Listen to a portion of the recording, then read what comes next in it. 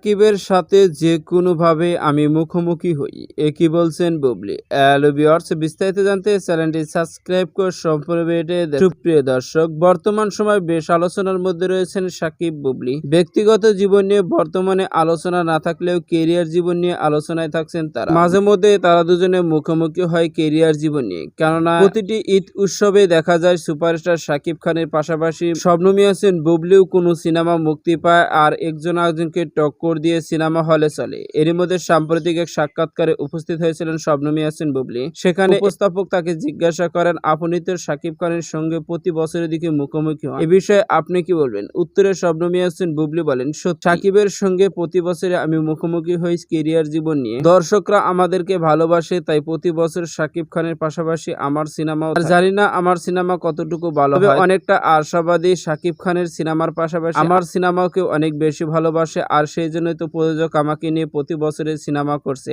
সাকিব খানের সিনেমার টক্কর দেওয়ার বিষয়ে আমি কি বলবো, দর্শকরা ভালো জানে। এমনই একাধিক মন্তব্য শবনম বুবলির। তো সুপ্রিয় দর্শক, ভিডিওটি আপনার কাছে ভালো লাগলে একটা লাইক দিন। নিত্য নতুন ভিডিও আপডেট পেতে চ্যানেলটি সাবস্ক্রাইব করুন। অসংখ্য ধন্যবাদ পুরো ভিডিও উপভোগ করার জন্য।